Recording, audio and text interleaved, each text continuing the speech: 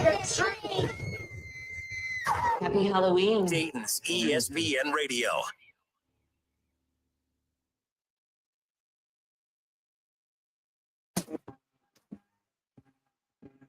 Doctors recommend regular exercise to manage stress. We recommend that you just watch the Bengals defense. Same result.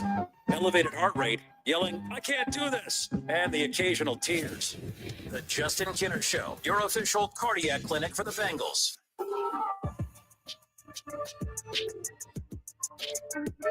All right, we are off and rolling here on a Thursday. The Justin Kinner Show, presented by Frickers. Frickers, your home for fun food, sports, and spirits. We have a lot more to get into. College basketball about to tip off here over the next couple of days. Wright State and Dayton and Ohio State, Xavier, Cincinnati. The list goes on, and we'll be talking more college hoops moving forward. We got a college basketball story here shortly around the corner as well.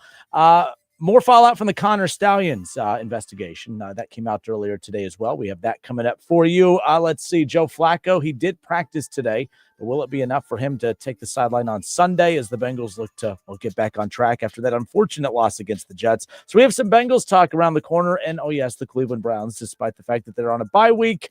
There's still plenty to talk about as far as, well, what decisions they're going to make with this roster and at the quarterback position when it's all said and done. But, of course, speaking of bye weeks, Ohio State coming off of a bye week.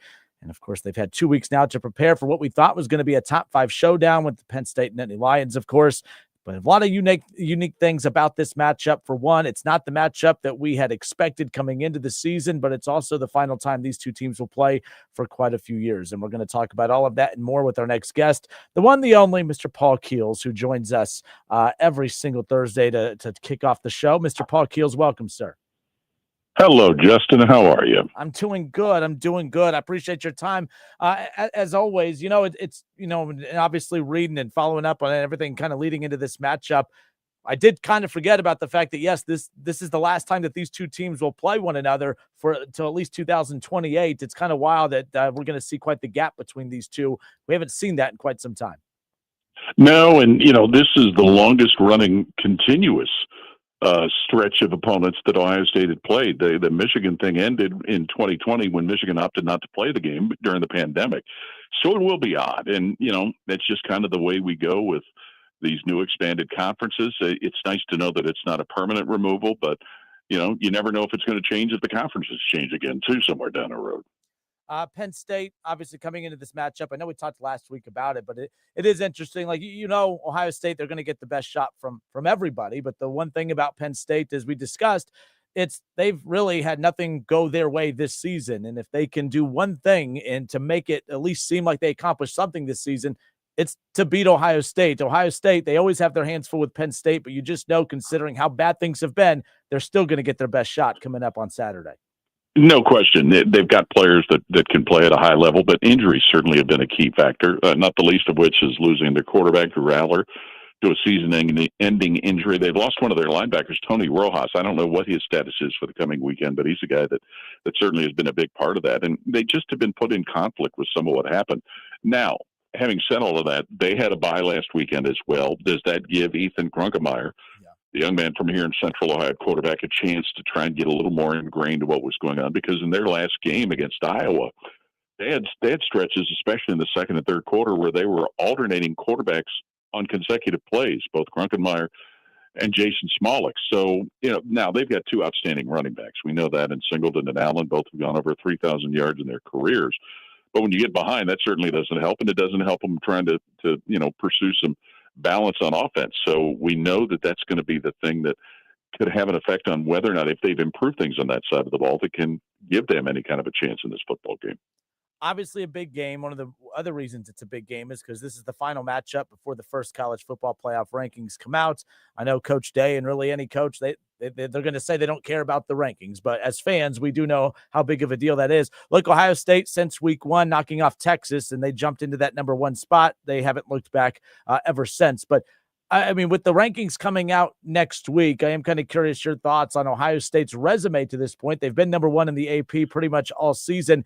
Do you anticipate a potential shakeup? I mean, assuming Ohio State wins, but you look at Texas A&M, you look at Indiana, could you see the college football playoff wanting to do something different to differentiate themselves from the AP? Could you see another team that's not Ohio State potentially be number one next Tuesday? No, it's a distinct possibility. I think you look at, and there are a lot of people who think what Indiana did going to Oregon and winning that game the way they did might be the single biggest victory that anybody's had this season. Texas A&M going to Baton Rouge and beating LSU the way they did, that's a punctuating victory. So it's possible, but, it's really one of those. And, what's Ohio State's signature win to date? It's over Texas, but is the bloom off the rose with Texas? That's part of the problem. But if you're the Buckeyes, all you do is just control what's right in front of you to get in there. But it's possible because of what those other two schools have done, and that's to their credit. But really, things will kind of play themselves out through the course of the year if Ohio State's able to take care of business all the way through the season, and including that game at the end of the year that's been a hex. Yeah. Get to a Big Ten championship, get a victory, in what many people are projecting and guessing could be an Ohio State-Indiana matchup. Then that'll take care of itself, you would think. Yeah, and we got Paul Keels, by the way, radio voice of the Buckeyes, hanging out with us here. The Justin Kinner Show here on a Thursday.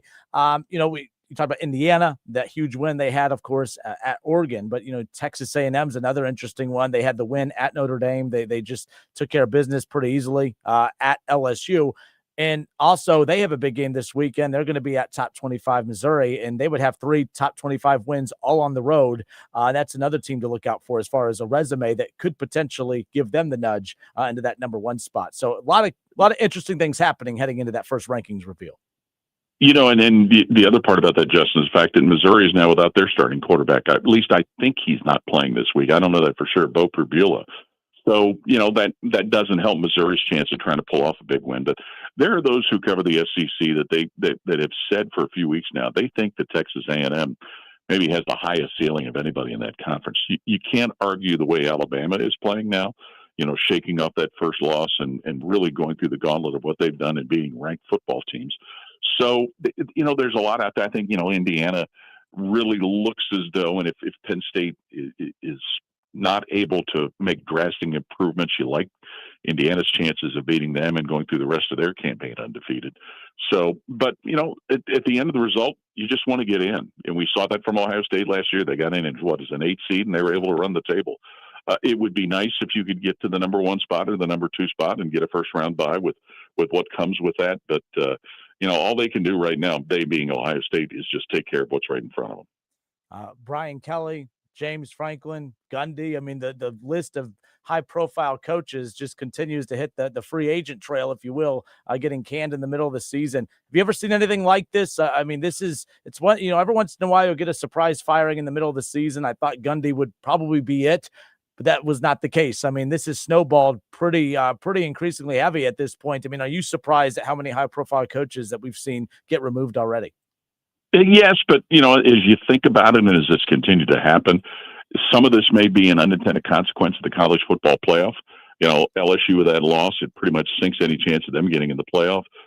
You can say that with some of the other cases. And what it does now is it gives those schools that have decided to make that tough decision to make a change, it gives them a head start in trying to search who they want to get. Now, that's the other part of this. What candidates are out there? You probably saw Matt Rule today just signed an extension with Nebraska. So he was kind of the thought to be favorite for the Penn State job.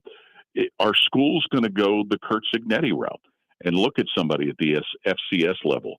Are there going to be guys, from the group of 5 that are, because you've got great coaching jobs being done at South Florida and at Houston?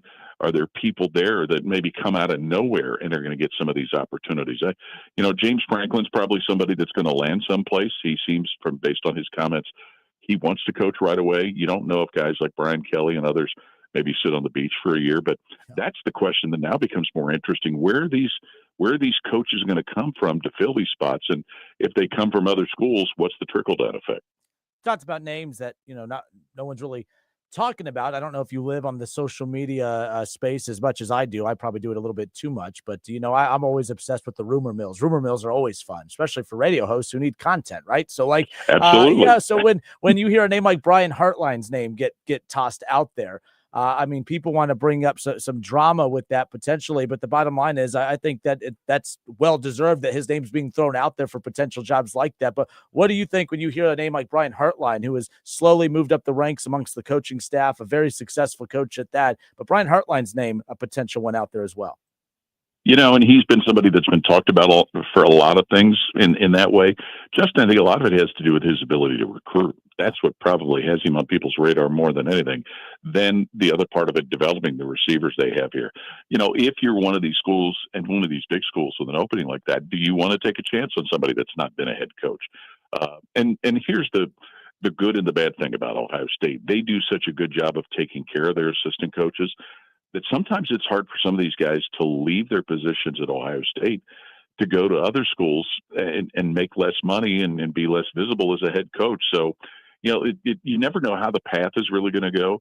We saw a perfect storm for Ryan Day. He was able to fall into where he is because of a suspension and a 3-game audition as an interim coach or as an acting head coach. So, but Brian Hartline's name certainly is one that's going to be thrown out there. You don't know if maybe his name gets connected to one of the openings or if he gets connected to another school who loses a coach because of an opening. But it's a complimentary thing that he's being thought of by people and talked about that way. A couple games to highlight on the way out, Paul. Again, Paul Keels hanging out with us here on a Thursday. A couple Big Ten games to keep an eye on this coming up weekend. Obviously, Penn State at Ohio State.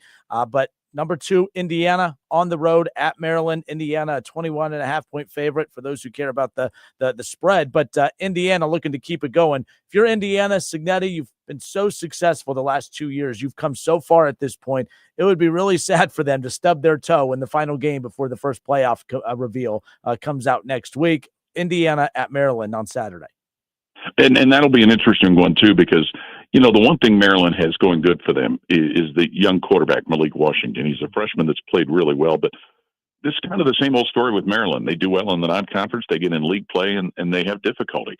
And the thing that Indiana's done, it's not been just what they've done with their passing game with Mendoza and that trio of receivers and Roman Hemby, the running back, who, by the way, is a Maryland transfer. They played high-level defense. Yeah. So that's the thing that has made them such an impressive football team. And whatever he's selling, the Indiana players are buying. What Curt Cignetti is doing is getting them ready each and every week. And think about it, Justin. The 2 games they've lost since he's been the head coach there, at Ohio State and at Notre Dame in the playoffs, were physically, they were just a little outmatched. Just a little, not a lot. But those are the games that have gotten away from them. This team's playing with an edge. They're playing with a purpose. They're a dangerous football team. Michigan coming off a couple wins, obviously a big win over Michigan State. I don't know about a big win, but a rivalry win. They beat Michigan State last week, and now they have Purdue coming to the Big House coming up this weekend, a 7 o'clock kickoff. Number 21, Michigan with Purdue in town coming up Saturday night. And Michigan is doing what you would expect, running the ball very well. They got Justice Haynes back last week. He and Jordan Marshall running at a high level, and the scary part is what E.J. Underwood is doing at quarterback. He's continuing to grow. He's continuing to show that the raw talent that he has is getting refined. And, it's a Michigan team that is kind of putting themselves in a position to create more than a few headaches for Ohio State at the end of the football season. So that'll be interesting to see just if they continue to, Purdue's having their obvious struggles, but if they can continue to run the ball the way they have, and if Underwood can continue to develop his game at quarterback. You mentioned Matt Rule earlier, who gets that major extension, but throughout his time at Nebraska, really doesn't have that staple win. They have a chance to get a staple win with top 25 USC in town at home on Saturday night. That's a 7:30 kickoff on NBC. Nebraska with USC in town. How you feel about that one? Well, here's what Matt Rule has done, and it really was kind of pointed out with their win this past weekend over Northwestern. Nebraska now can win the close games. Remember, under Scott Frost and all that, they couldn't win the close games. They've flipped that script now. And you can see that Nebraska has improved. How much have they improved? And more than that, Justin, how much has Dylan Raiola improved? Because there were some games this year where it looked like he hadn't, but obviously he's an outstanding talent. And certainly it's got to help them just mentally that this contract extension is out there, that, his name is now, barring something unforeseen, out of the market as far as any of these coaching openings, namely Penn State. But this will be another significant hurdle for them if they can knock off USC. All right, Ohio State, Penn State, we talked about it to kick off the segment, kick off the show. This is, I mean, again, a lot of people expecting a potential blowout, but we know how tough Penn State is. Your final thoughts on Ohio State, Penn State heading into the weekend? Well, it goes back to what Ryan Day talks about, and his comments are, it's not about them, it's about us, meaning his team. And he also had mentioned Tuesday in the press conference, they expect everybody's best shot. He expects Penn State to play better than they have all year. And that's part of what has him keeping his team on edge and being ready for an opponent's best shot. Keep in mind, too, this is their first home game since October 4th. So there's some excitement about the fact that they'll be playing a home game. All right, and I've lied. This is the final one on the way out. Paul Keels, you're invited to a Halloween party this weekend. You have to dress up. What is Paul Keels going for as Halloween this year? Oh, geez. That's a good one. What's the last time you did have to dress up to go to a party? I can't even remember, to be honest with you. All right, here's what I'll go with, because a buddy of mine has done this, and he's actually, I've got some buddies that are coming over to my house tonight to help pass out candy. And this guy's got this goofy-looking giraffe outfit. He's about my height, about 6'3", 6'4", and it makes him look like a giant. So I would borrow my friend's giraffe outfit. How's that? Paul Keels is a giraffe. There you go. I get called another animal. So there you go. So there's Paul, you the man, sir. Appreciate you as always. You got it, Justin. Take care. All right, good stuff. The voice of the Buckeyes, Paul Keels. You hear him, Saturday, Ohio State football, Ohio State basketball. He's a busy man this time of year, and appreciate that he gives us time each and every Thursday. All right, good stuff. We'll have plenty more to get into. I want to talk about, again, the coaching carousel, because I asked Paul about Connor Stallions. Not Connor Stallions. I'm sorry, Brian Hartline. We're going to get to Connor Stallions in a moment. Brian Hartline, well, a lot of the odds for, where he could land next season as a head coach keeps increasing. We'll talk about that shortly coming up around the corner. Talk about the Cincinnati Bengals, Joe Flacco getting healthier possibly, but he did practice today. We'll get to all of that and more when we come back. It's the Justin Kinner Show presented by Frickers right here on 1410 ESPN Radio. Today's forecast, 100% chance of overreactions, heated debates, and a slight drizzle of hope for Bengals fans. Sorry, guy with Burrow jersey. You're listening to the Justin Kinner Show, 1410 ESPN Radio.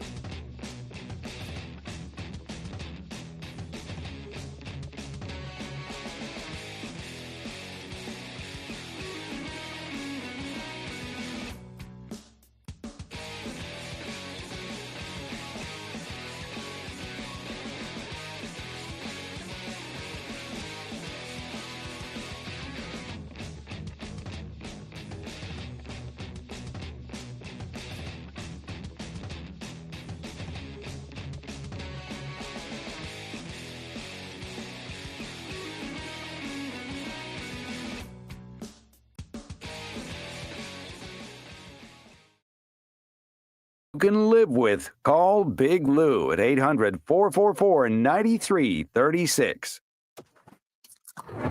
Today's show is brought to you by False Hope Energy Drink. One sip, and suddenly you believe this is the year the Bengals get an offensive line, maybe even a defense. Warning, may cause midseason meltdowns and off-season excuses. The Justin Kinner Show, powered by pure, unfiltered sarcasm. And, oh yeah, the False Hope Energy Drink.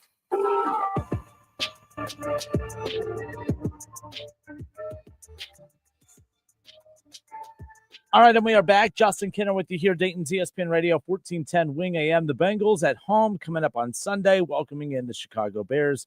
The Bears are a 2.5-point favorite heading into that matchup, of course. And right now, I don't think it really matters about what the line says, because the line says that the Bengals were, pretty solid favorites against the winless Jets, or at least at the time, the winless Jets last week. That's no longer the case as we currently sit here right now. So, look, I think right now it feels like the Bengals season's on the line. I was one that truly believed that the Bengals were going to beat the Jets this past Sunday. I thought that the record would be evened up at 4-4. I thought they would have had the same amount of wins as the Pittsburgh Steelers, and I thought they'd be viewed as one of the favorites to win the AFC North at this point.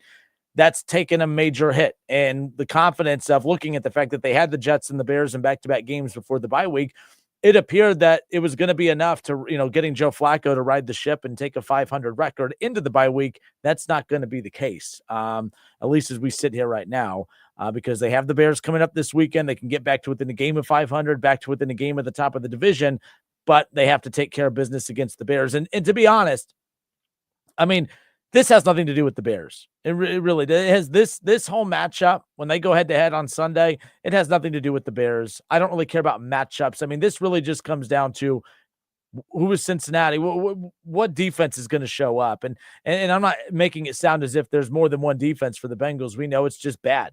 We know that the Bengals defense is just bad.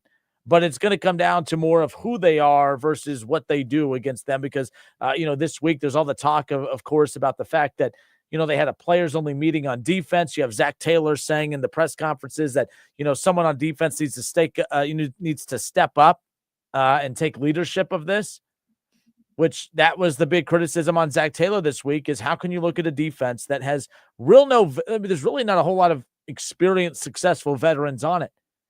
And you can't ask a Trey Hendrickson, who is going to be off the roster this year, to step up and be a leader. I don't think the guy that everyone looks at as a guy that's basically a rental for the rest of the year, I don't think anyone's looking at him and willing to run through a brick wall for him at this point. This is a guy that has spent pretty much the majority of the last 2 years spending more time telling everyone why he wants out more than focusing on what's there. Now, not all his fault. We know the faults of the Bengals front office, so I get that. But for right now, with where we sit right now, I feel like they're in a position where this is going to have to come down to the offense almost being damn near perfect, which is why they are so desperately, so hard trying to get Joe Flacco out on the field this week. Real quick to go back to that defensive conversation, Zach Taylor wants someone on the defense to step up. There's no veteran players. You can't have Logan Wilson, who's also demanded a trade, who has also been sidelined with an injury. Yesterday, there was reports of him not participating in practice. I'm assuming with the trade deadline looming that it's not a severe injury, but when you are a veteran player like that, who's banged up, who is demanded a trade, you're not willing to go play hurt or play injured or play whatever. You're not willing to go be banged up and going to play this weekend ahead of the trade deadline when you're trying to get to a better situation or get out of the current situation that you're in, which is a backup on a bad defensive team. That has to be a tough pill to swallow for Logan Wilson, too, who has, been one of the Bengals' better players on the defensive side of the ball, despite all the flaws that side of the ball has had. That has to be very frustrating when you look around, you're the worst defense in the NFL, and you're still not being given opportunities out there. It just doesn't. I mean, it makes sense. It just doesn't make sense. And that's that at the end of the day, that's what's leading to his frustration. So there's no one that is good enough or talented enough to step up. It really is going to have to come down to the offense. James Rapine, who covers the Bengals, I respect the heck out of him. Don't have anything against him. I saw that he was going at it with people on social media pretty hard today, saying that, that the Bengals are bad right now because they don't have Joe Burrow. And I'm like, I don't know how you can look at a team that has been as electric offensively as they have the last 2 weeks without Joe Burrow and say that not having Joe Burrow is the problem. Look, James knows way more about the Bengals than I'll ever know. I won't ever question, his knowledge of the Bengals, but I disagree with him wholeheartedly. There is no way in hell you can tell me, okay, that you can guarantee that the Bengals would have won that game against the Jets if Joe Burrow is the quarterback. 38 points was put up on the board. You can't guarantee that Joe Burrow would have won those football games, mainly because Joe Burrow lost those same type of games last year. Joe Burrow lost those same types of games last year. It wasn't until they beat Denver late in the season last year in a shootout like that where it was like, oh, yeah, finally they win a close one. How many close games did they lost to the Ravens multiple times in those shootouts with Joe Burrow making mistakes late in those games, but he was why they even had a chance to win it. So you can't convince me we watched Joe Burrow lose those types of games all the time last year. So you can't sit there and say that. I just disagreed with him wholeheartedly on that. There's just no way you can sit there and call some of the Bengals fans names the way he was and sit there and act like Joe Burrow would save all this. We have to stop the drooling over Joe Burrow to the point to act like we've seen the Bengals now miss the playoffs with Joe Burrow for 2 straight years, and it's about to be the 3rd straight year. The defense is the problem. Defense, and more defense. That's the problem 1, problem 2, and problem 3. Joe Flacco is not the problem. Joe Flacco, because here's what's happening. You have the Joe Burrow lovers. You have the people who are obsessed with Joe Burrow, who are getting defensive because there are people out there, and I do believe this is another knock against Burrow, not hating. It's just the reality of it. You can't replace Lamar Jackson. You can't replace Josh Allen. You can't replace Patrick Mahomes. And I'm not saying you could replace Joe Burrow long-term with anybody, but we're watching Joe Burrow be replaced. Like, this team has not regressed since Joe Flacco's taken over. You can go and replace Joe Burrow for a short stint of time. We're seeing it.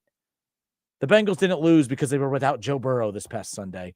They lost because you have a team that scored a combined 18 points the last 2 weeks. You let that team score 39 in 4 quarters. So that's the problem I have with all this. Charles, what's up, man? Charles on the Justin Kinder Show Facebook page says, the leaders of our defense were Jesse Bates and Von Bell. We currently have no leaders, no Pro Bowlers, nothing. I agree. And that's why when Zach Taylor is pressing this team, saying that somebody on the defense needs to step up and be a leader, that's I get it. That's coach speak or whatever, but it's delusional thinking. There's no way anyone on that defense, there's no one that is worthy of stepping up to be a leader on that defense. Nobody. So the players only meeting, I really want to know who was leading that. Because that's a good point, Charles. Like, they have had very, good veteran presence players in there over the years. You bring up Von Bell, you brought up Jesse Bates, but it's just kind of one of those where you sit back. Mike Hilton's another one. I was a big Mike Hilton fan. I remember when the Bengals got him. I did not like that. He was very good with the Steelers, and he was very good with the Bengals early on. He was another one that kind of got, pushed out a little bit, last year. But yeah, there's just no veteran players there. And like I said, you have Trey Hendrickson, but no one's going to really look at him as a guy that's on the way out and run through a wall for him. And Logan Wilson's demanded a trade. There's just nobody that they can really kind of lean into and count on to turn this thing around. So it's a mess. It's going to be a mess for quite some time. We'll see what ultimately happens. Chad Kinster says, I like Burrow, but in 2 games, Flacco has looked better than Burrow had in the games he did play in this year. Yeah, this isn't like a anti-Joe Burrow segment, although it does sound very much so like it. I was just bringing up some of the chatter I saw on social media, and I saw that James Rapine was going to bat for Burrow today. And I'm like, there's really no need to go to bat for Burrow. I think it's kind of ridiculous to say that the Bengals would have won last week if they had Joe Burrow. I don't think that that's the case. The defense gave up 39 points.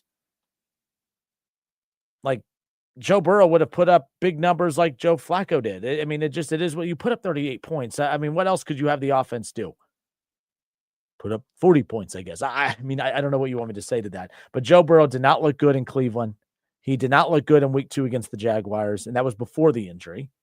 But a lot of you guys will just chalk it up to, well, he never looks good in the first couple of weeks of the season. And I guess that's just another way to, I don't know. It's another pass for Joe Burrow.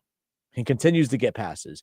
But I do believe that the success of Joe Flacco isn't a bad thing for Burrow, but let's not sit here. I think it's, when you look at the fact, okay, that you have Jamar Chase, you have T. Higgins, and you have the weapons that they do, it does make it a lot easier to replace Burrow's production than anywhere else.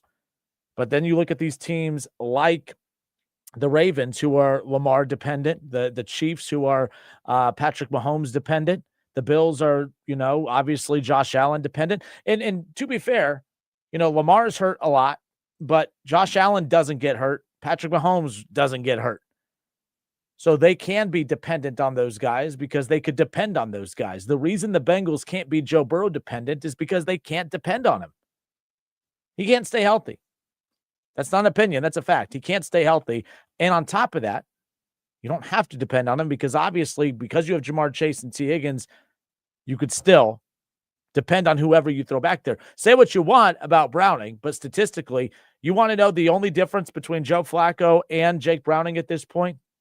Okay, the only difference between those two, as far as, statistically, they are identical. It's the 7 interceptions for Browning and the 0 interceptions for Joe Flacco. Joe Flacco has thrown 126 passes with the Bengals since arriving. Jake Browning this season threw 124 passes. Joe Flacco completed 81 of his 126 passes. Jake Browning completed 80. Joe Flacco has thrown for 784 yards since arriving in Cincinnati. Jake Browning threw for 757. Jake Browning has thrown for 6 touchdowns this season in Cincinnati. Joe Flacco has thrown 7 touchdowns. It's the 8 interceptions for Jake Browning that's the problem, all right? So, but as far as being able to produce numbers, being able to go out there and throw the football and lead scoring drives, Jake Browning could do that. He did it over the last couple of years. There's a reason the Bengals didn't want to part ways with him when other teams were knocking on the door trying to acquire him because he's a good backup quarterback. Now, he scared you guys all off, and rightfully so, because he was, we know how bad the offense did. I mean, it basically disappeared against the Broncos and the Vikings for those 2 weeks. But Jake Browning came to life in that game against the Lions. But again, it was the interceptions that scared everybody off. Like Joe Burrow, it's not like, oh man, you take Joe Burrow out, no one else can do what he does. Jake Browning does it, just he turns the ball over a lot. Joe Flacco's doing it. Like you can replace it. You can't replace Patrick Mahomes. You can't replace Josh Allen. You just can't. And Lamar Jackson, that's obvious too. Ron Howard says, are the Bengals buyers or sellers after Sunday? He says they are sellers. The Bengals just don't like making moves. The Bengals aren't going to be buyers because they are not good enough to be buyers at the deadline because they can't give up draft picks. And that's what it would take at the deadline for them. They're not going to trade anyone, as far as to be a buyer. Now, to be a seller, they would have to move on from Trey Hendrickson, but Paul Dehner Jr. reported earlier today that that's not going to be the case. Paul Dehner Jr. Reported earlier today that the Bengals have no intentions of moving on from Trey Hendrickson at the trade deadline, which is officially 5 days away. So that's kind of where we're at as far as that goes. And you guys know my opinion on that. I think that's wrong. So Charles Mitchell says, I think it's so weird that anybody is bringing up Joe Burrow for any reason right now. Nobody is questioning whether or not Joe Burrow is better than Joe Flacco. The defense is historically bad. Demetrius Knight may be a leader in the future, but he's a rookie. I do like Demetrius Knight. I think Demetrius Knight, the problem with that pick is that they picked him earlier than what a lot of boards had him going. So right away, people rolled their eyes at the pick. Like even when the Bengals select a good player, they do it in a way that, gets people to not be on board with it. His draft value was a little bit further back than where they took him. They kind of reached for him is what the draft analysis out there kind of basically summed up for him. But bottom line is he's been the only one that you can kind of circle and say his looks solid. But yeah, nonetheless, as far as the Burrow thing goes, like I said, it was just I was following the social media debates earlier today, and I just was shocked that some Bengals media who wants to be really liked by Joe Burrow is just doing the Joe Burrow defender things, and it didn't make sense for right now. You watch this team, it's not the offense that's losing them games right now. It's the defense. It's the defense. It's as simple as that. All right, 937-518-1410. That's the number to call and jump in on the conversation. Again, 518-1410 is the number. I know some calls were coming in. I didn't get to those. If you call back to get your spot in line, I'll make sure that we take care of you as far as that is concerned. We have more college football to get to here around the corner. I want to talk about the possibility. Look, we talked earlier in the week about Brian Hartline.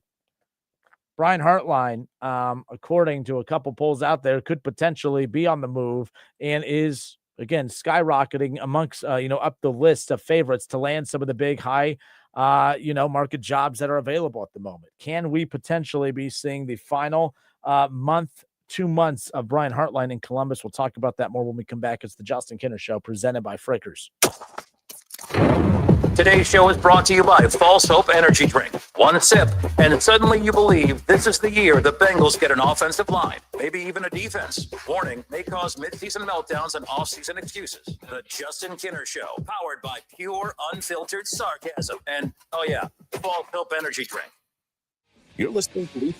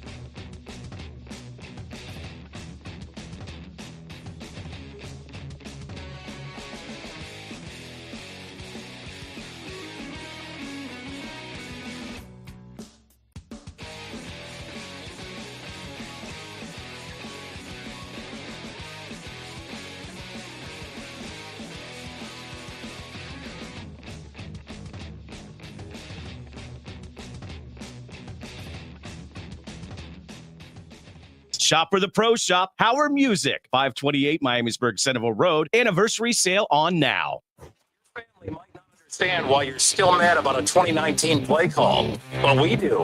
1410 ESPN Radio, where you can argue about sports without worrying about getting uninvited to Thanksgiving.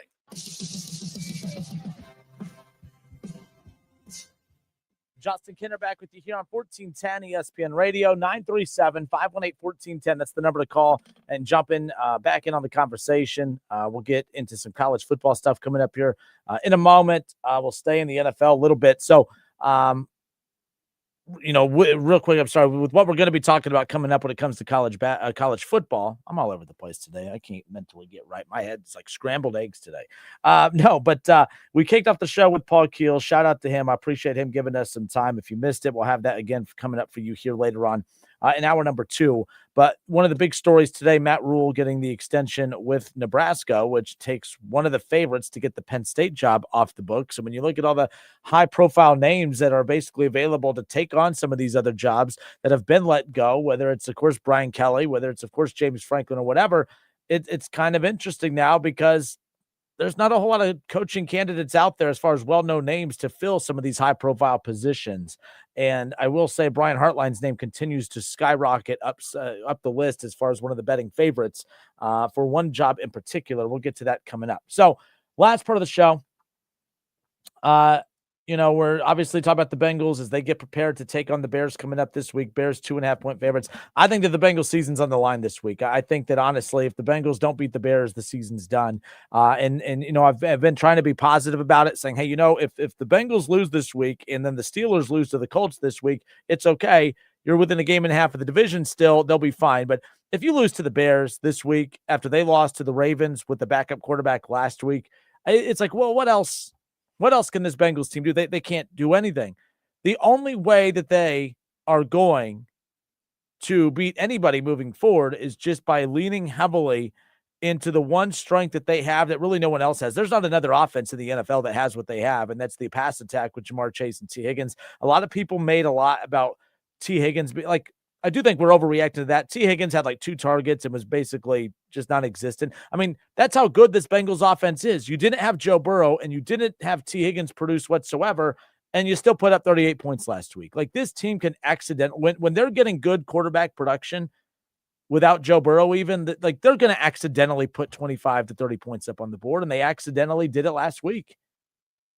So it's just kind of one of those things where they're going to have to almost be perfect offensively because you're not getting better defensively. They're just not. In fact, you could argue they've gotten worse from week 1 to now.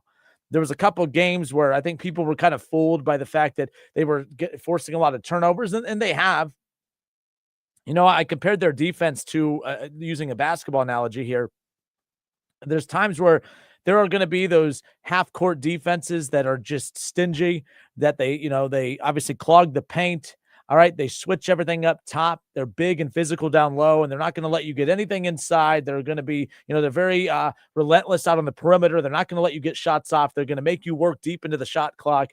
Those are those tough, gritty defensive teams, okay? Those are like your Chargers defenses, your Browns defenses, and defenses like that, like the Chiefs defense and stuff like that.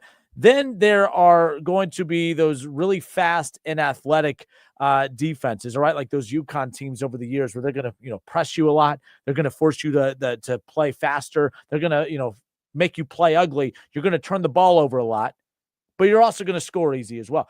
That's the Bengals defense in the NFL. All right, that's the Bengals defense in the NFL where they're going to make you play ugly at times. All right, they're going to force turnovers, but they're also going to give up easy layups in the back end. That's what the Browns or Bengals defense reminds me of.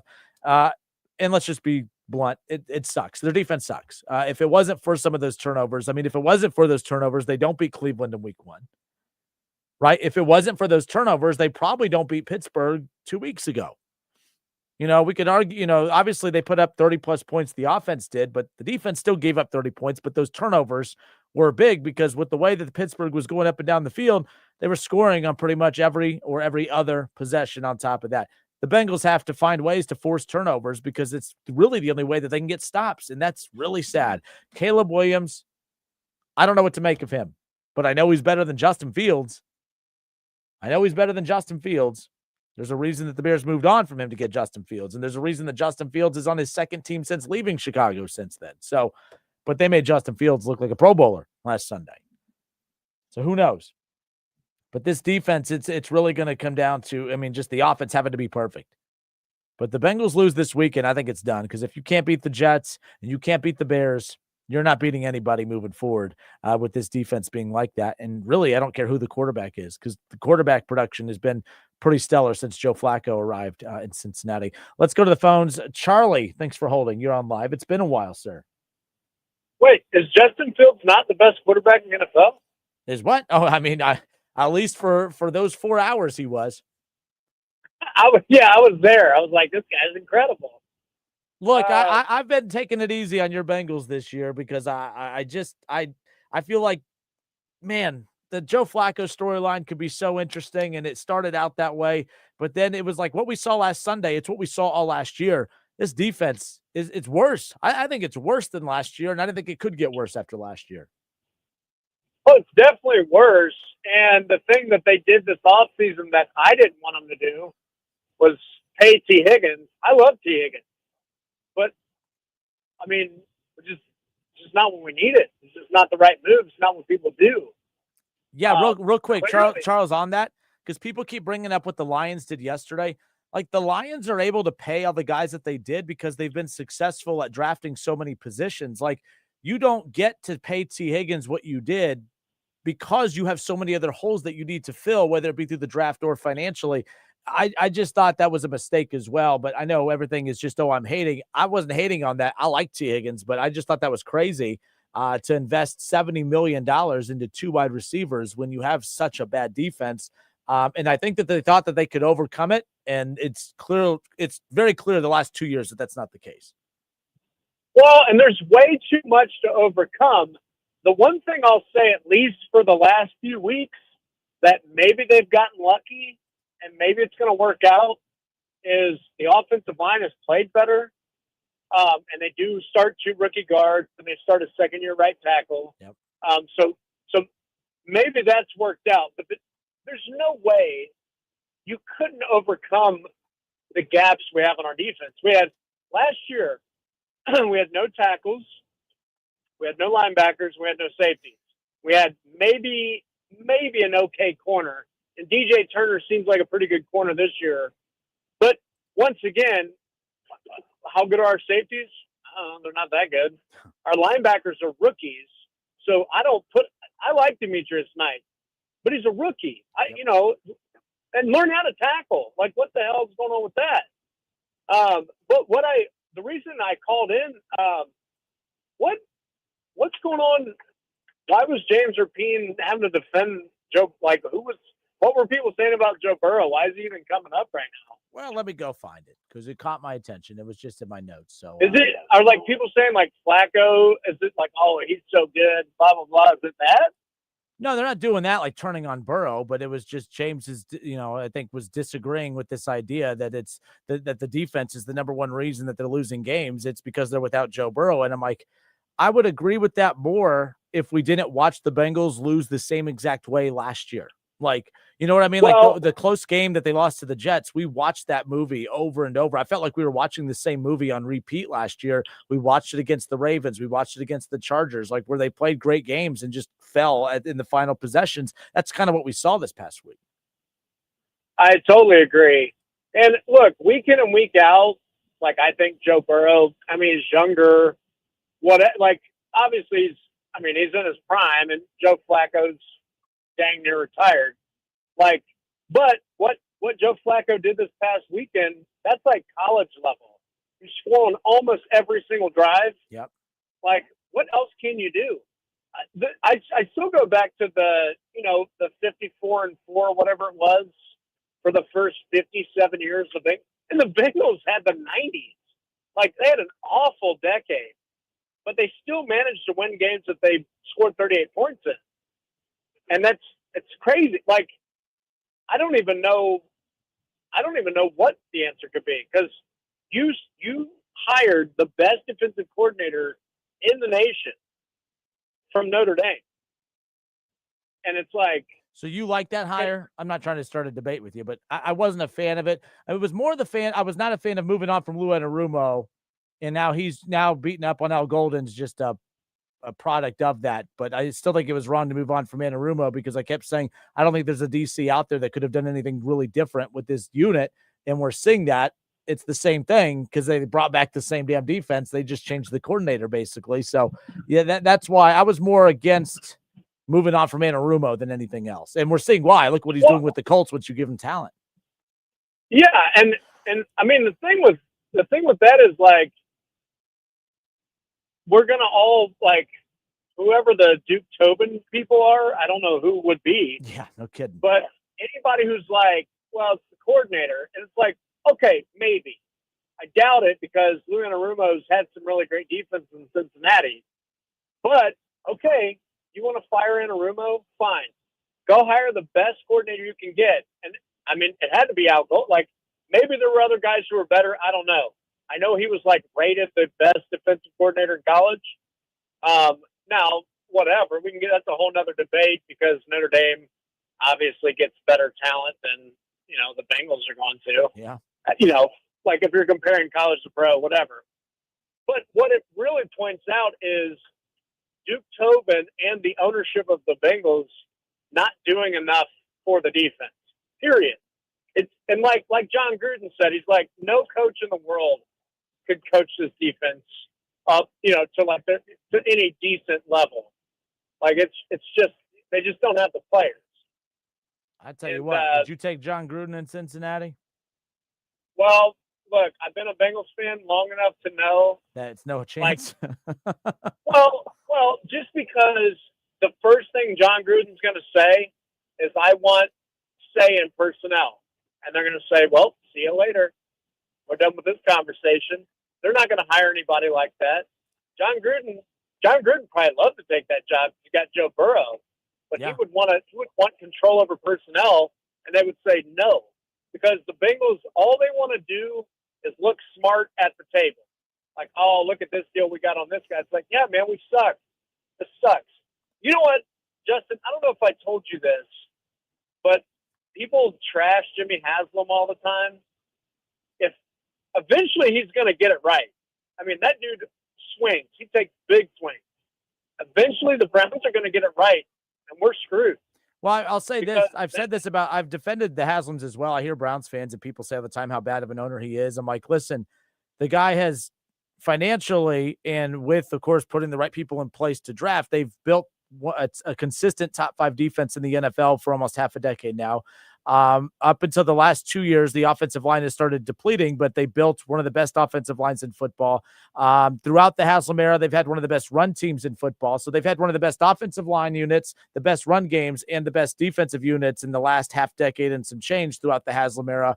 They obviously can't get wide receiver and quarterback right. And it's like those two positions have made him look like a bad owner. And then the Bengals owner gets a Joe Burrow and then everything else wrong, or he gets the quarterback and the wide receiver right and then everything else wrong. Yeah, it's weird. They're the opposite. Yeah. Right. They always get quarterback and receiver. You go back to the 90s with Jeff Blake and Carl Pickens, like they always have a good quarterback and receiver. Like there's been a couple years like Keels Smith and, back in the early 90s when Boomer left, Klingler. But for the most part, the Bengals have gotten quarterback and receiver right. And they love paying those guys, but then that's it. And it's like, okay, I heard that we haven't had a drafted lineman get a second contract since 2011. In bowling? That's insane. Yeah. Now, I think Mims will be that guy because I think he's trending upwards. And maybe our line in general is trending up. I'll probably just jinx the line.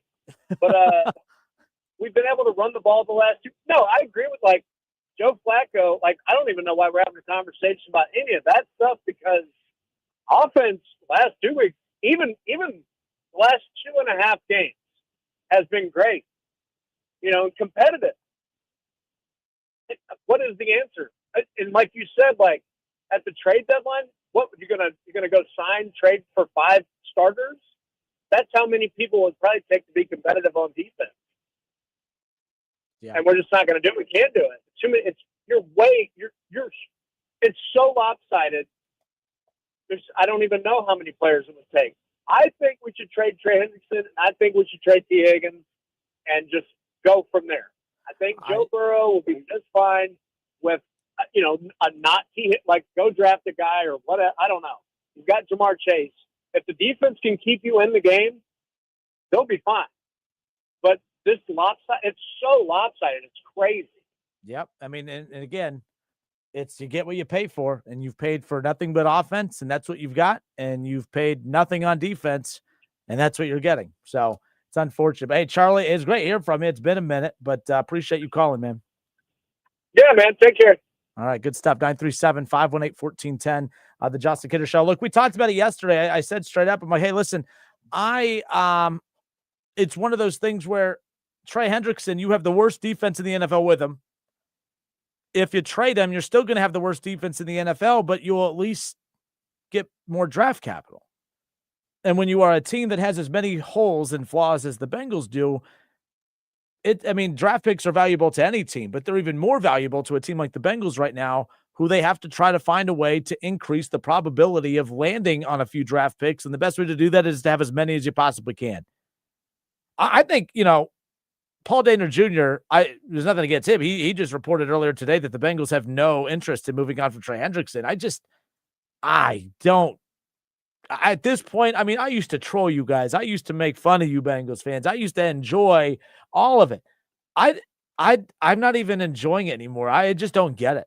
I honestly, even at the peak of my trolling of you guys, never thought that the Bengals would screw it up this bad. I really didn't. I was like, I was kind of leaning into the show a bit. Like, okay, the more I kind of lean in to the Bengals stuff, they keep winning. People love dunking on me for it, whatever. I ain't doing that. They screwed it up, and they continue to screw it up. You could get a high premium draft pick for Trey Hendrickson, and they don't want to because they want a really, really good defensive player for the back half of the season on the worst defense in the NFL when he's not making a difference. And that sounds like a shot at Hendrickson. It's not, but he's not making a difference. This is the worst defense in the NFL. Well, they'll be worse without him. Let them be worse. Can it get worse? It just doesn't make any sense. They have to move on from Trey Hendrickson. I just think it's ridiculous. I don't get it. I'm not a fan of it whatsoever. But Larry Weaver on Facebook says, we all know in sports, pro or college, money buys championships. See, I agree and disagree at the same time. Money puts you, that's the Mets, right? Like the Mets consistently spend a lot of money. They're never in that position. The Browns spend a lot of money. They can't even get to the playoffs right now, although they technically have been in the playoffs more recently than the Bengals. So I get that, but that part's frustrating, man. That part's frustrating. Cincinnati, I enjoyed trolling you over the years. I ain't trolling anymore. I genuinely mean this. They screwed it up, and they're making it worse by being stubborn when it comes to Trey Hendrickson. Keeping him makes no damn sense. Send him. The fact that Detroit still wants to get in on this sweepstakes after the money they just spent on Hutchinson yesterday is just insane. San Francisco really wants him. These teams will give up draft picks. They will give them up to go get high-quality players to help them in position in the back end.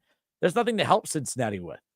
You need 3 or 4 Hendricksons to give yourself a chance to improve this defense. They're just not there. 937-518-1410. It's the Justin Kinner Show presented by Frickers. Frickers, your home for fun, food, sports, and spirits. Hour 2. We'll be right back. Save big on everything for your next project when you shop at Menards. Dynaglow vent-free infrared wall heaters are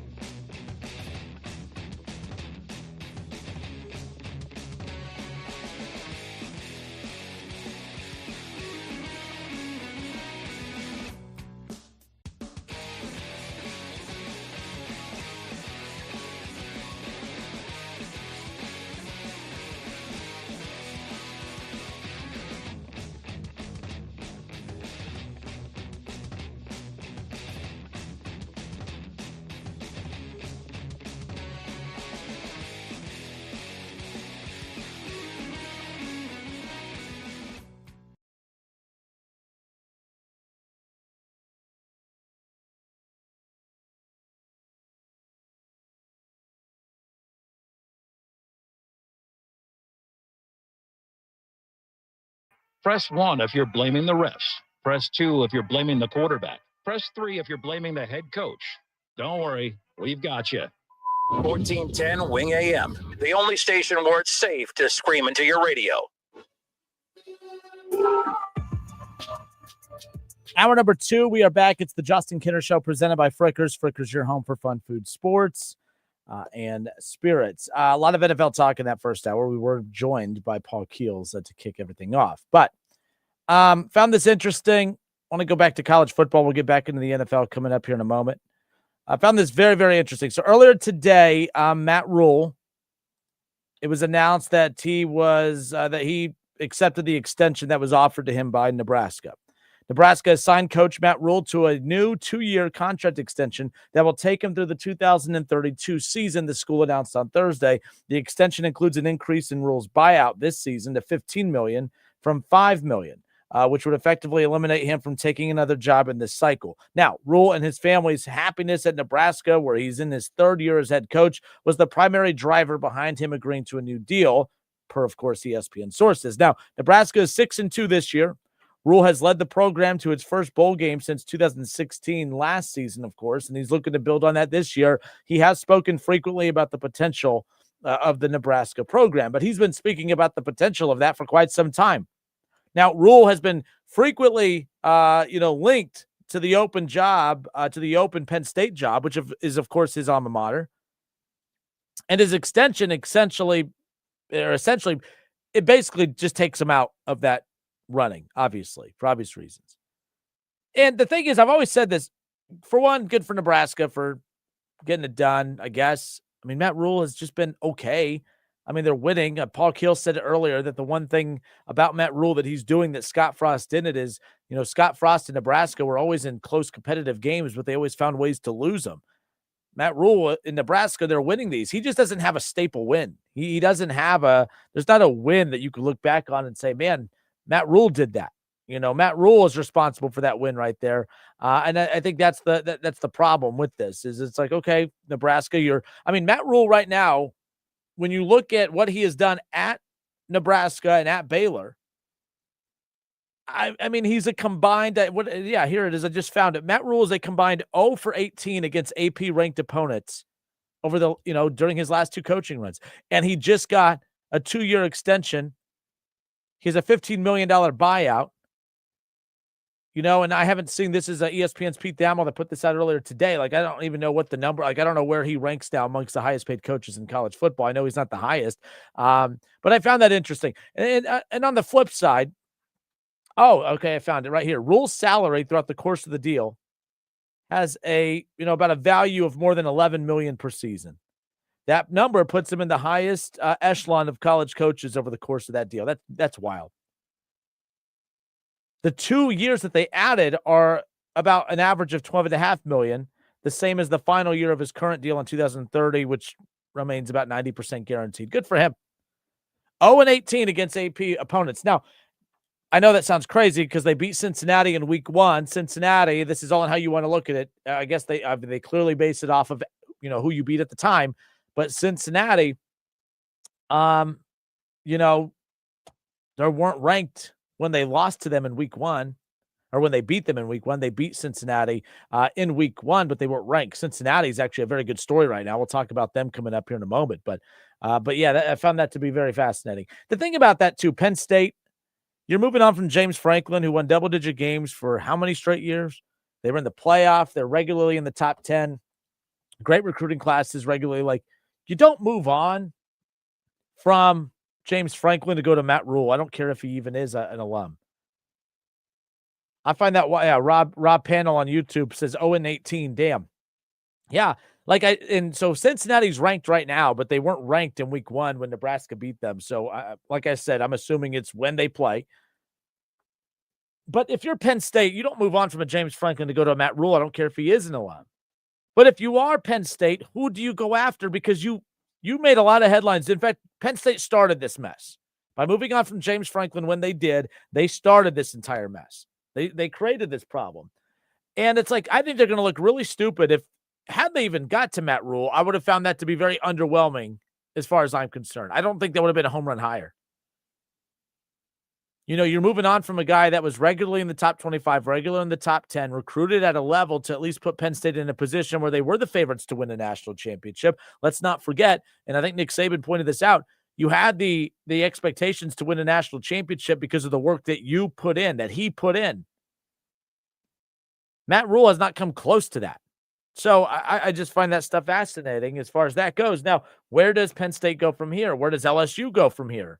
There's some interesting names out there, but I found this to be very interesting because now there's a name that, and we talked about this earlier in the week, but now that we've seen Matt Rule off the board, it has increased the likelihood of this particular name being looked at as a favorite now, one of the odds-on favorites to land the Penn State job. So Brett McMurphy with On3 Sports tweeted out earlier today that with Nebraska extending Matt Rule's contract, the next man up, that is the favorite, that is the new betting favorite at about 40% to be Penn State's next coach is, of course, Brom from Louisville. That's crazy to me. That's wild. So, again, Louisville's Jeff Brom is the new favorite at about 40%. Now, Brom is at his alma mater. He left Purdue a few years ago, and he did a good job. You remember that Dwayne Haskins game when Ohio State lost to Purdue? I remember being at that game when Haskins threw the ball like 70-plus times.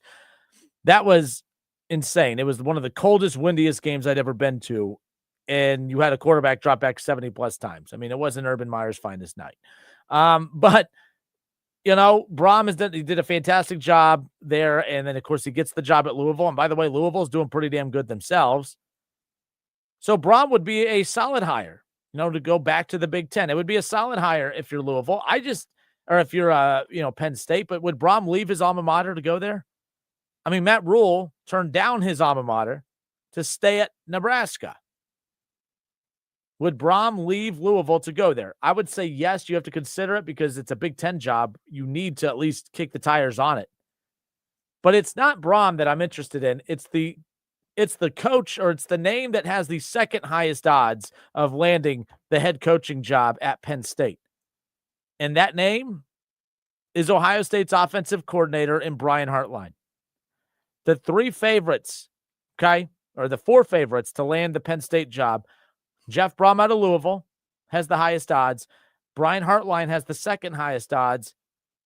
Drinkwitz, again, over at Missouri, has the third highest odds. And then Matt Campbell. My gosh, can we stop with the Matt Campbell thing? I am so sick of seeing Matt Campbell's name, who has accomplished nothing at Iowa State. Why in the blue hell is Matt Campbell's name continuously being brought up? I remember when the Ohio State job, when there was talks of who could be the next Buckeye head coach, Matt Campbell's name was brought up. Matt Campbell's name is brought up for the Alabama job. I am so sick and tired of seeing Matt Campbell's name pop up on everything. My goodness.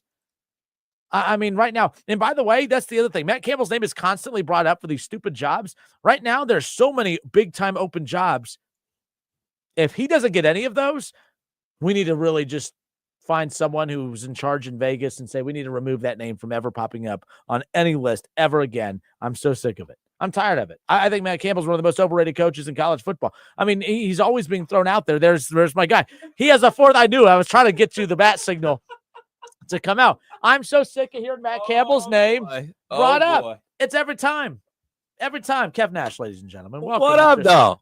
You're talking know, about sport. You're we talking ain't about talking sport. sport. I was listening earlier. You going your tirades about the Bengals, and don't need to talk about those teams. Don't need to talk about the AFC North. There aren't any good teams in the AFC North. Hold on, but David Shaw, how is he going to accomplish anything at Iowa State? That would be as if you are winning at Rutgers, or I don't know.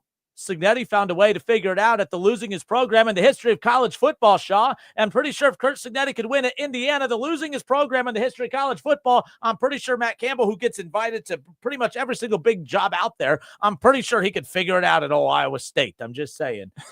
I won't yell at you, though. Boss. No, I heard you talking about Penn State. So what would you envision for Penn State? Like, if you were like the AD there, like, what's your game plan? Real quick, I'll flip this. Do you think they regret moving on from James Franklin? Not moving on from it. Like, I think they're ready to move on from him. Mm-hmm. Do you think they regret moving on from him when they did? If they can go back, would they have stuck it out? No, I think it has ran its course in their eyes. I think Like they basically put themselves up against a wall with, the retention of players and then the hiring of other big time staff members and obviously NIL and stuff like that. This probably was put in this position where like, hey man, look, man, we spending all this money, not only you as the coach, but other coaches and players. And now we're not even just losing the big game to like Oregon at home in a whiteout, but we're losing the game after that. And then the game after that, like something had to shake. And you can't fire the players, you can only fire the coach. So the coach is on his way out. So yeah, I don't necessarily believe that it was fair. I think that if I was in that position, I think I would have been in the mindset of like, all right, man, let me give him a chance to fix it. I think he's earned the right to have a chance to fix it. But obviously Penn State, they did not feel that way.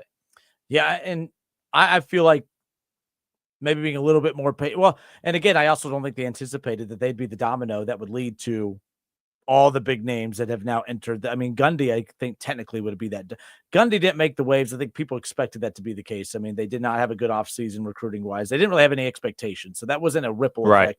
The James Franklin one did. Penn State's a big job and it's a Big Ten job. So that's another reason. It's a Big Ten job and it's a high profile Big Ten job. So it leads to that. I mean, Matt Rule, would you have said that was a great hire?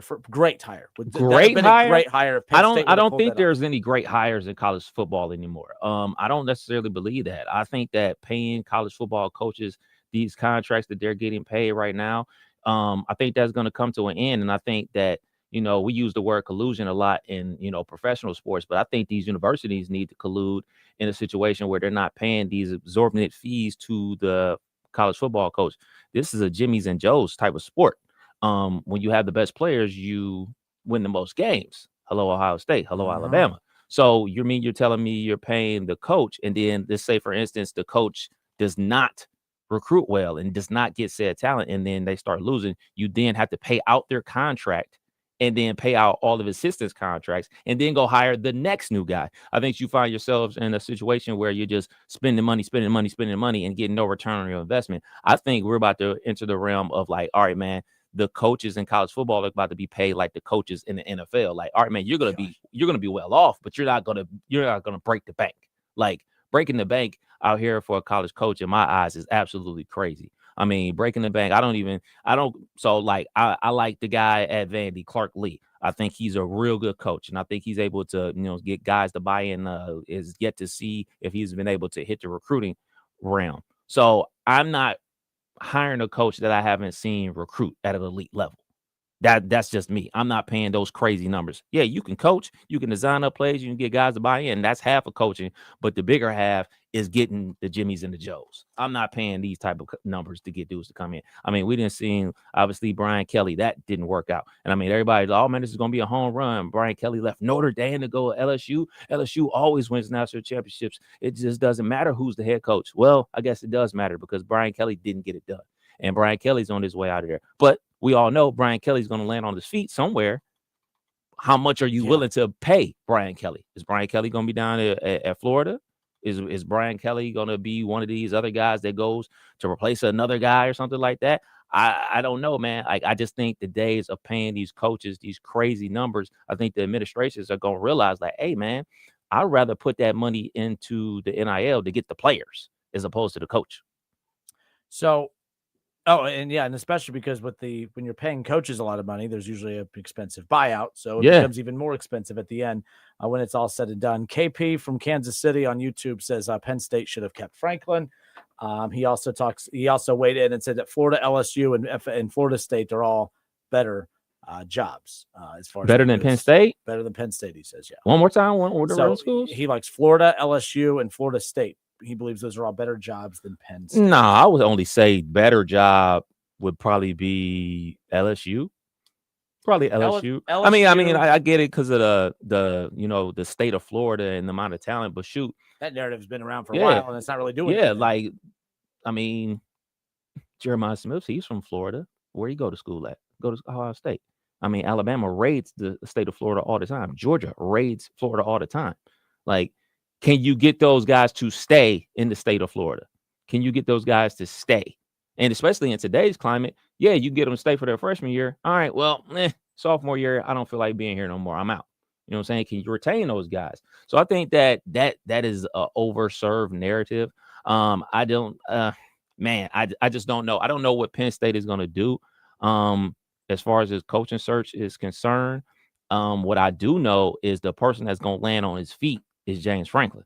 James Franklin's going to land on his feet. Yes, we can look at him not, quote unquote, winning the big games and everything like that, but we forget he had to win big games to get the Penn State job, and he was at Vanderbilt before the Penn State job. So he absolutely did something right to get that job. So, yeah, you look at a lot of these other middling programs or other programs that used to be super high up there on the total poll that had taken a step back. They're probably looking at James Franklin like, hey, man, 10, 11 wins a year. That don't sound too bad to me. We'll worry about beating our rival and winning the big games later. I just want to win the regular games. And James Franklin can provide that. And another thing is all these schools bailing on their coaches right now. There's more to come. I mean, Coach Prime in Colorado.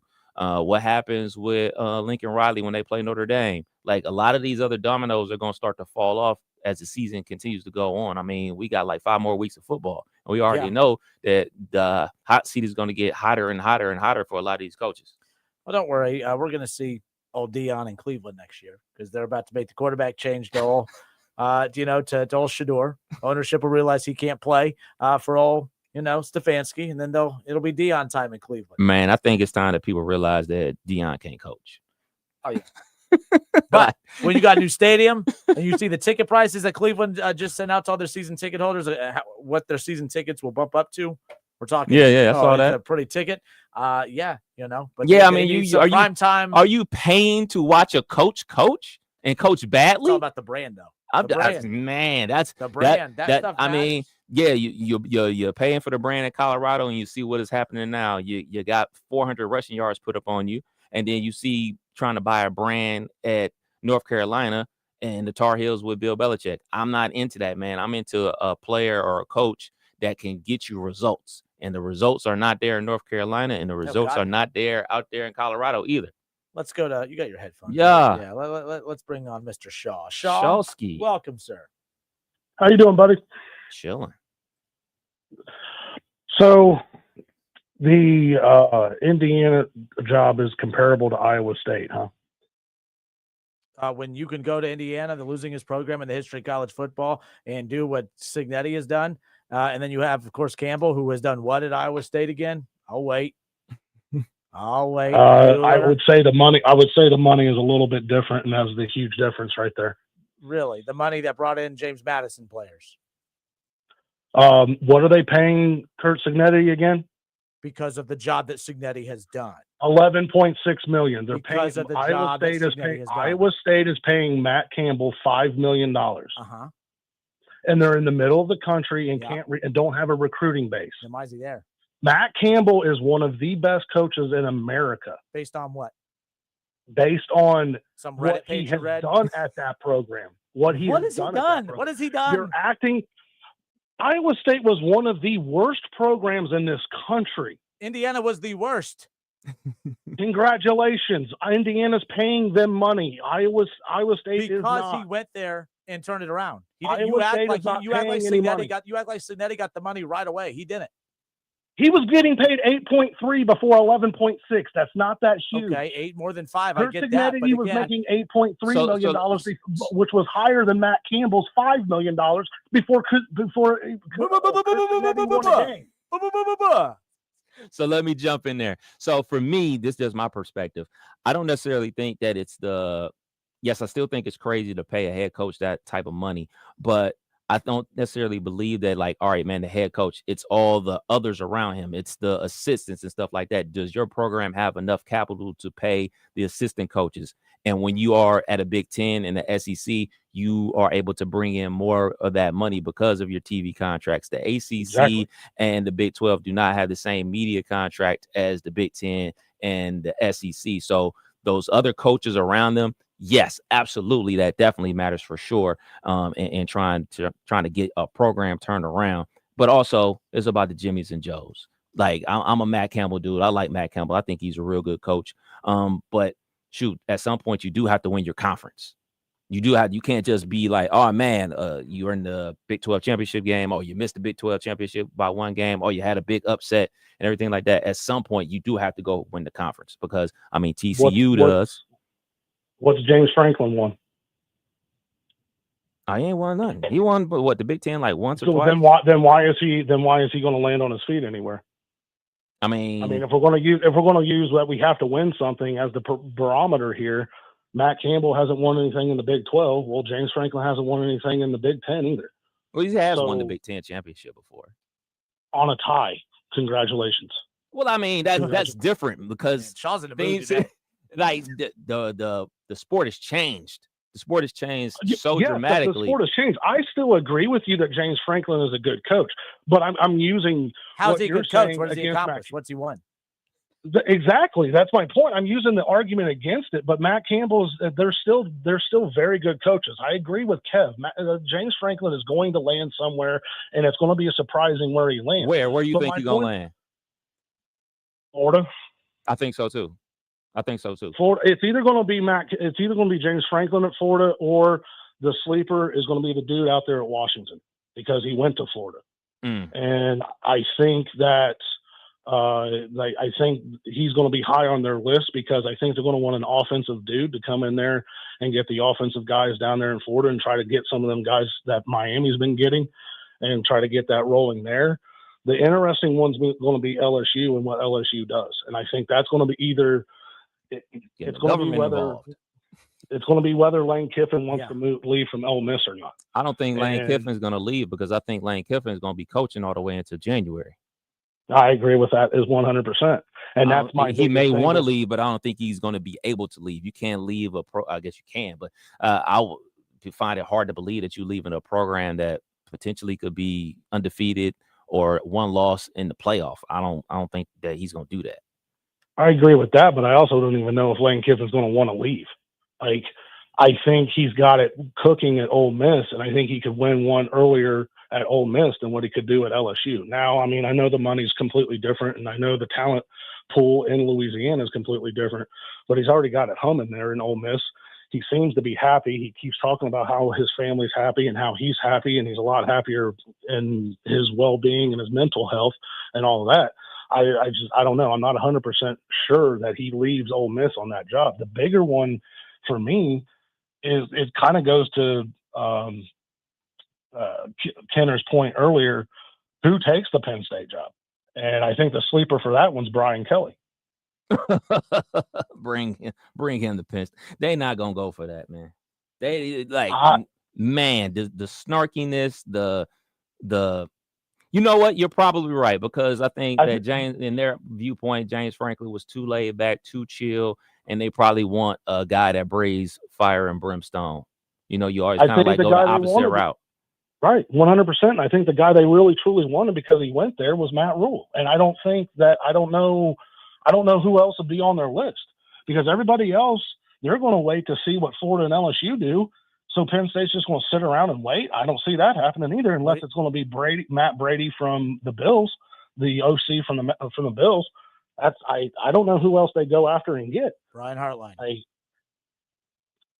Yeah, but does that win the press conference? Now, I understand winning games is way more important. And Ohio State goes on to win back-to-back national championships. Yeah, I think that wins the press conference. He can recruit. How? Because he hasn't coached. He's never been a head coach. I don't see how that wins the press conference. Why are you so aggressive today? It was just throwing out a name. That's what we're doing. I got made fun of for stumbling over a couple words. I don't know. You tell me. I mean, you got a couple. You got to like 7. That's fine. Don't worry about it, dude. I do it all the time, and I do this for a living. It was like your mouth was falling downstairs. I mean, I felt bad for you. Still explain to me how Matt Campbell's not a good coach because he doesn't have the same amount of money as Kurt Signetti. You think I forgot about that part? I haven't. Matt Campbell is one of the best coaches in this country. And why isn't he somewhere else? Why isn't he somewhere else? Because he almost took a big job last year. Oh, almost. Man, hang the banner now. Oh man, this is at career day. This is my dad. He almost took the job. He chose to not go. He chose. You're acting like no one's offered him a job. He chose to not go. Who's offered him a job? Texas A&M was high on him. He chose not to go. Why? I thought he was poor. He chose not to go. Not Texas A&M didn't want him. He was their first choice. Look, if Cincinnati can turn around Indiana, I don't feel bad. I'm not a Matt Campbell guy. Matt Campbell will go. I put it to you this way: Sherrone Moore gets fired. He's number 1 on my list. Number 2 is PJ Fleck. There you go. There's another hat list. So out of these jobs, LSU, Florida, Penn State, Arkansas, Oklahoma State, UCLA, Virginia Tech, Stanford, Oregon State, Colorado State, UAB. If you had your pick of the litter, which school would you pick to coach? LSU. I'm straight. LSU and LSU is not even close because the talent pool, I'm coaching in the best conference in America. I have more players available to come to me. I have more money to use to get players. I have more money to get the best coaching staff in America. They've had 3 coaches since 2010 win national championships. The ball's already there to get started rolling. You just got to continue pushing it like Orgeron was doing. Tap into the culture, tap into what it is down there in Louisiana, and get that thing rolling. And they'll be winning within 2 to 3 years if it even takes that long. Ain't that what we said last time when BK showed up? Oh no, BK, you know this. You know you were on the show at that point in time. BK wasn't a fit. He never was a fit, and he never tried to. He never even tried. He did. Yeah, he did try. Thank God. I hope he lost his job. I hope he loses that accent. I hope he loses his attitude and actually tries to be a human being for once. That's what that ain't gonna happen. No, it's not, because he was trash at UC, and he was trash at Central Michigan, and he was trash at Notre Dame. He's just a trash human being. But I digress. Speaking of Central Michigan. Oh yeah.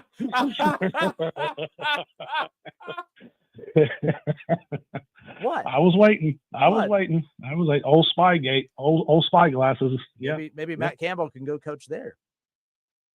At Michigan State, I would not feel happy about it with me being a Michigan fan. I'd feel fine about it. I wouldn't be happy about it. Michigan State, he would awaken Michigan State like Mark D'Antonio did. Ohio State would have to worry about Michigan State at that point. No, they wouldn't. They wouldn't. Just like they did with Mark D'Antonio. Just like they did. He would do Mark D'Antonio things and probably better at Michigan State. Man, I know who you're going to be sending flowers to on Valentine's Day this year. I'll dress like Matt Campbell for Halloween. That man, I'm telling you, he's going to, whatever job opens up, and I think there's 2 jobs he has a job, all right, but it's kind of like coaching at Centerville and Wayne compared to coaching at Lebanon or Kings High School. No offense to high schools around here, but like, come on, there's jobs, and then there's, you have a job. You know what I'm talking about. Come on. Iowa State is the poor of the poor. They don't have a. I don't feel bad for him. Why is he there? Because he got hired and he's doing a good enough job at Iowa State. A good enough job. That's what Penn State wants. They want a guy that can come in and just do a good enough job. I tell you, that's a ringing endorsement. They don't have the money Penn State has. They don't have the money Iowa has. Then they don't have. They're in the away. Have you ever been to Iowa State? He should go take a job elsewhere. Then. Have you ever been to? He has been offered. He didn't want the Texas A&M job. Why hasn't he been offered? He's one of the best coaches in the country. Why hasn't he been offered? He has been offered jobs. You're acting like he hasn't. Okay. He's been offered. He chose to not go to Texas A&M. One of the top 20 teams in the country, top 3 in America right now. Maybe he just knows he's not good enough either, and that's why he stayed put. Because he chose that. Yeah, he thinks he's not good enough. Come on, dude. You know these guys. I think they don't have the egos like that. They don't have egos like that. But, all right. He would take Penn State and be number 1. You're boring me. Go blue. Go blue. Bye. All right. 937-518. In all seriousness, the real talk about Brian Hartline. What do you make about the you know me, I'm in the big, I love TMZ. I love rumor mills and stuff. Conspiracy. We had Paul Keels on earlier. I asked him about it. He just kind of laughed it off and didn't really go too much into it. But the conspiracy, apparently everyone's tracking flights, and apparently during the bye week, there's a lot to do over near Penn State's campus, and that's where Brian Hartline went to. Maybe he went to go spy on a practice or something like that. I don't know if those reports are accurate or not, but it's been all over the place. And, in a lot of sports books out there now, it looks like it moved up to he has the second highest odds of being Penn State's next football coach. I don't think it's a bad hire. I think that's an outside the box hire, and you could go back to the well and go to your Brian Kelly's and keep going to these names that just keep, Jimbo Fisher, talks to him making a return to football. He'll probably get one of these jobs, possibly two. I think if I'm Penn State, I think you buy more time if you go the route of a Brian Hartline or others, because you get that built. When you get the problem with a Brian Kelly is you're expected to win and win right away. Mm-hmm. I I don't think the Brian Hartline route is a bad move for any of these high-profile jobs that are looking to fill a job. If you're wanting to think outside, because we all know, yes, he needs to know how to coach, yes, but he has to go somewhere where there's going to be a lot of financial backing, and I don't just mean for his wallet. I mean for the NIL and everything else. I think Brian Hartline could be successful there. Oh, absolutely. I believe that. I mean, he does one of the biggest things that you have to do in college sports is recruit. He's a great recruiter, lands the guys, gets them in there. And I also, we talked about this all the time about, when, all the big names in college basketball started to retire, the Jim Boeheim's, the Roy Williams, Coach K and stuff like that. I'm good with the new blood. I want the new blood. I want the new coaches to come in here because they provide new energy and a new way of thinking. You have the older regime stuck in their ways. I mean, you turn on ESPN on a Saturday, all you hear from Nick Saban is this is wrong, this is wrong, this is wrong, this is wrong, this is bad, this is bad, this is bad, this is bad, bad, bad, bad, bad. Then you got Herb Street. This is bad, this is stupid, this is bad. You get these dudes have been on TV or coaching for 30 plus years when we've grown up with this. Hey, man, there's a whole bunch of other coaches out there that are in this game and that are able and willing to adapt to the way things are now and not stuck in yesteryear. So I'm 100% good with that. I mean, you think that Notre Dame isn't happy with the hire that they made with Marcus Freeman? They just made it to the national championship game. They're on a great winning streak right now. If they went out this season, they're in the playoff again. So he's new blood. I'm with the new blood. So if Hartline was taking a flight over to Penn State for an interview, absolutely go for it. I want him to get the gig and then lose to the Buckeyes next year. Yeah. So who knows what will happen there? But like people, others saying there's no chance. I think there is a chance because some of these programs are going to get not desperate, but like they're going to have to go to an unconventional way of thinking of, okay, we're not going to get the win the press conference. You're not. I mean, who cares about winning the press conference? Win football games, right? Win freaking football games, and who knows? But yeah, that winning the press conference stuff, man. I'm not a big fan of, man. Do your due diligence and find a guy that can get you guys on the field. Get the dudes. Get the dude that can get the dudes. Because all these schools in the Big Ten and the SEC, they got the bank. You got the money. You got the money to pay him. I mean, if you got money to fire a dude and pay him out $60 million, you got enough money in the bank to go and retain players as well and to go get more players. And by the way, the guy that can land the guy. After what everyone saw yesterday with the LSU, with the governor and everything else, that's not the best job right now. Everyone keeps saying that's the best job available. I'm like, it's no longer. And that governor's not taking politics aside. He's not wrong. Like you have an athletic director who has made two, but then like I look at the athletic director, the hires he made, Jimbo Fisher didn't work out, but at the time that wasn't a bad hire. You weren't for it, but everyone thought it was a good hire. Majority of people thought it was a good hire. Brian Kelly, that was still a good hire. It didn't work out. But at the time, I didn't think it was a good hire. I didn't think he would mesh well with Louisiana culture. That's the biggest thing about, college sports. It's not only, hiring the best guy on the market. In professional sports, you can do that because, you're only concerned about, the X's and O's and the players. With college sports, there's a lot of schmoozing that has to go along. You have to go to these booster meetings. You have to go and meet the fan base and stuff like that. And as soon as he did the fake accent, it was over. Family. It was over, bro. And they won absolutely nothing. They spent all this money, not only on him, but player retention and stuff like that, and portal players, and he got them nothing. Like, look at the LSU's defense while he was there, hot garbage. This year, they're good on defense, offense, hot garbage. Can't get it. I mean, you can't get it right down there. Not saying he can't coach because obviously he was able to coach at Central Michigan, which landed him the UC job. They were undefeated, could have made the BCS championship game, but he bailed on them in an a-hole manner. Had some a-hole moments at Notre Dame. I'm gonna tell my OM. Definitely had some a-hole moments down there at LSU, and when he's the next head coach at be it Penn State, be it Florida, be it, I don't know, backyard state, he's going to have some more a-hole moments because he is a jerk. He's a jerk. All right. I don't know if people could hear us now. Apparently, when you play music on the station, it drowns us out over the radio. I think your OM should handle something like that. I think your OM should be sending emails on a daily basis. I think your OM should be trying to take care of that instead of hanging out with you on the radio. The OM just sitting his ass. Just hanging out, doing nothing. Yep. Loser. Apparently, we're supposed to get stuff, we're close. I heard that before. The processor's fixed. The processor is fixed. So there's that. But all right, good stuff. The Justin Kinner Show presented by Frickers. Frickers, your home for fun, food, sports, and spirits. If you missed our conversation with Paul Keels, we have that coming up for you here around the corner as well. Still plenty more to get into. Justin Kinner Show presented by Frickers.